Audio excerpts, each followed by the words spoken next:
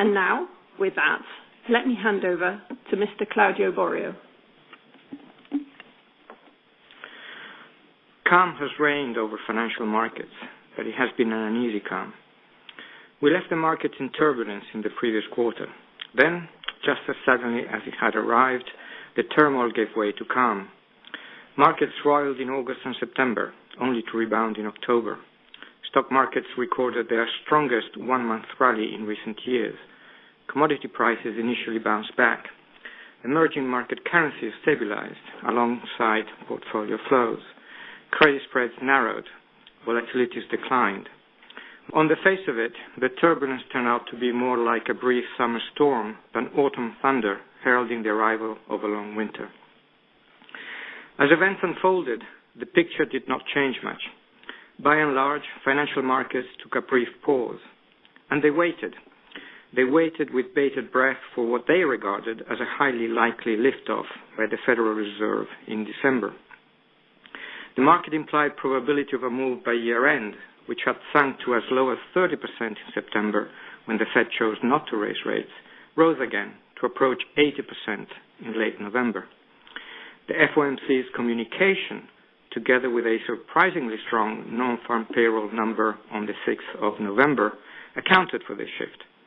To be sure, in the days immediately following the employment data release, emerging market asset classes took a knock, not unlike the one seen during the taper tantrum in May 2013. But they soon recovered, and at no time was there a sense that turmoil was about to break out. Nonetheless, the calm has been uneasy. Very much in evidence, once more, has been the perennial contrast between the hectic rhythm of markets and the slow motion of the deeper economic forces that really matter. The short-term outlook for emerging market economies hardly changed during the period under review. In general, the leading indicators of economic activity pointed to weakness ahead. Countries in the throes of a severe recession, such as Brazil and Russia, struggled on. Activity in China showed little signs of strengthening, while the BIS international banking statistics confirmed preliminary evidence of a slowdown in capital flows earlier in the year. And as the period wore on, commodity prices, including those for oil, copper, and iron ore, plunged towards new depths. Nor did the medium-term outlook change significantly. Indeed, how could it be otherwise? In particular, the financial vulnerabilities in emerging market economies have not gone away. The stock of dollar-denominated debt, which has roughly doubled since early 2009 to over $3 trillion, is still there. In fact, its value in domestic currency terms has grown, in line with the US dollar's appreciation, weighing on financial conditions and weakening balance sheets. And also still there is a large stock of domestic debt, especially corporate, but in some cases also household, that have surged post-crisis. If anything, as financial cycles mature and turn, credit and property price booms appear to have been losing steam, although at different speeds and from different starting points, depending on the country. Zoom in on the fixed income asset class, and a number of anomalies suggest that not all is well in markets. Surprisingly, despite the higher credit risk involved, U.S. swap rates have actually been lower than the corresponding treasury rates. And even on a currency hedge basis, there has been a persistent premium for those wishing to borrow dollars, so much for economic textbook faith in covered interest parity. Thus, market-specific supply and demand imbalances are not being arbitraged away, as would normally be the case. Financial institutions, notably banks, are not using their balance sheet capacity as they once did. To be sure, to some extent this may reflect the fact that both funding and market liquidity were badly underpriced pre-crisis. We do not want to go back there. But it is also a symptom of deeper weaknesses. Remarkably, standalone bank ratings, which strip out official support, have deteriorated further since 2010 in major advanced economies. And in many jurisdictions, banks' equity still trades at a discount to book values, a clear sign of mistrust and skepticism. In the euro area in particular, non-performing loans are far too high. Balance sheet repair should be pursued vigorously. Finally, in the background, interest rates continue to remain exceptionally low. Even as the Federal Reserve appeared to be approaching liftoff, U.S. 10-year Treasury yields were hovering around 2.2% in late November, a telltale sign of an unusually shallow expected path for the policy rate. Moreover, following clear signals of ECB accommodation, some 2 trillion euros, or fully 1/3 of euro area sovereign paper, was trading at negative yields, a new peak. Market participants also kept wondering whether the Bank of Japan might ease further. Monetary policy divergence loomed ahead, with potentially significant implications for exchange rates and market adjustments. At the same time, interest rates, current and expected, continued to test the boundaries of the unthinkable day after day, and this despite the matter-of-fact tone of much of the running commentary. Familiarity breeds complacency. Under such extraordinary conditions, it is not surprising that markets remain unusually sensitive to central banks' every word and deed. Just think of the market gyrations following yesterday's ECB decision to ease even further, but to an extent that fell short of market expectations. Hyun will say more about this shortly. Against this background, it is hard to imagine how the calm could be anything but uneasy. There is a clear tension between the market's behavior and underlying economic conditions. At some point, it will have to be resolved. Markets can remain calm for much longer than we think, until they no longer can. Thank you very much. That concludes the on-the-record remarks from Mr. Claudio Borio. I now hand over to Mr. Hyun Shin for his on-the-record introduction. Let me provide some further perspective on the period covered in this issue of the BIS Quarterly Review. The uneasy calm in global financial markets followed quite a choppy and confused period for global banking and financial flows. Global financial flows showed disparate patterns across regions and currencies, dancing to the tune of past and anticipated central bank actions. For emerging market economies, cross-border bank lending in the second quarter was positive but generally subdued.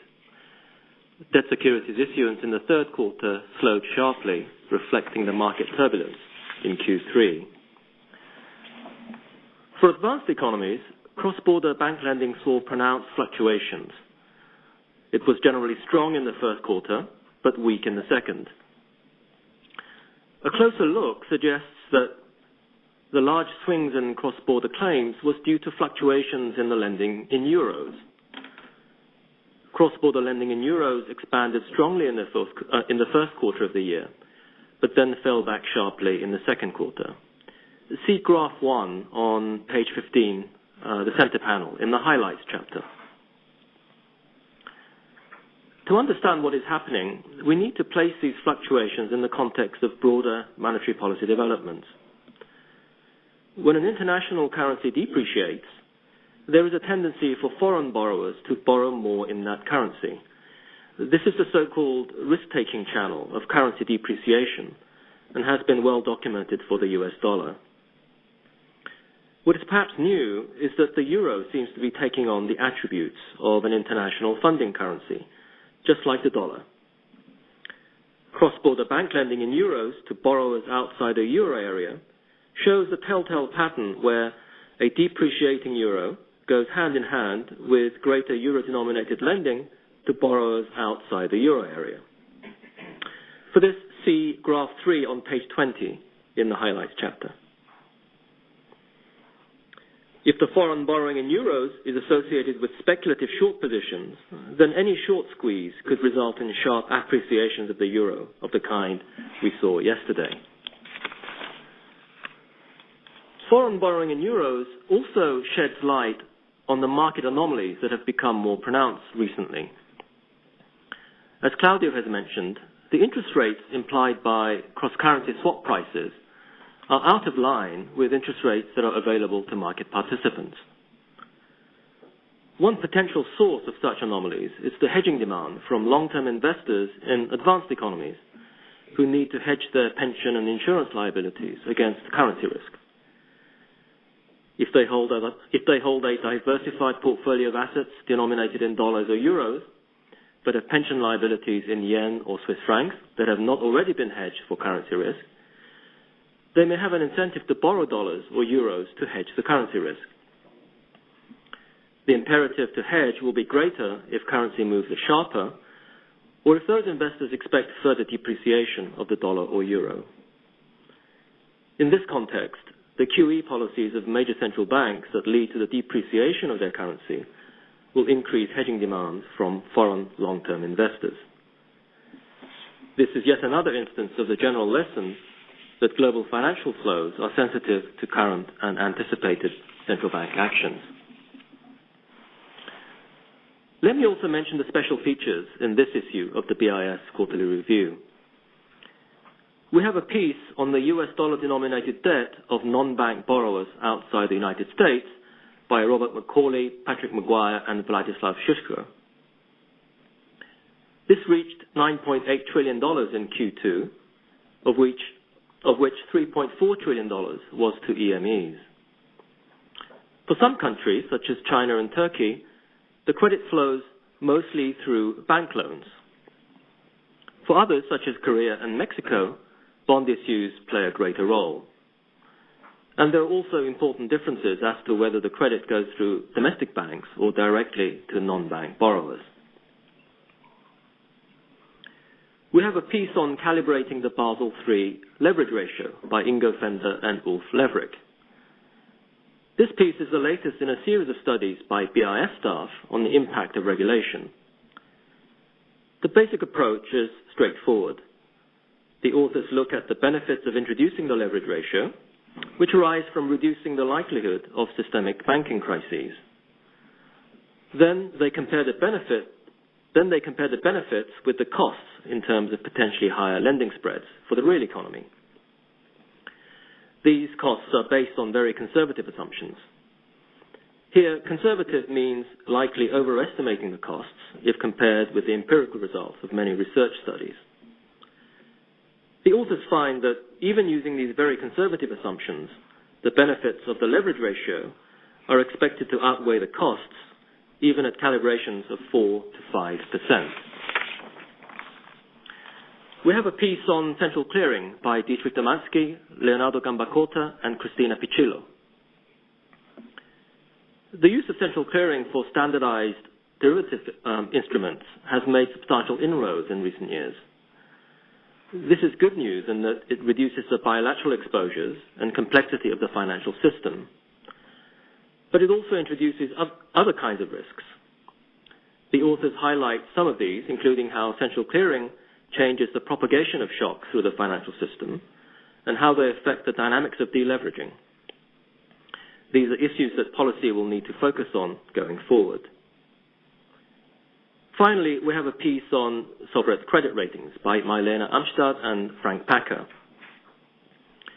Rating agencies have in recent years changed how they assign sovereign ratings. The authors find that factors such as growth potential, default history, or whether a country has a floating exchange rate have become relatively more important. Moreover, the authors do not find evidence that large agencies systematically give lower ratings to EMEs once a key set of explanatory factors is taken into account, although they also acknowledge the difficulties in assessing this hypothesis in a fully satisfactory manner.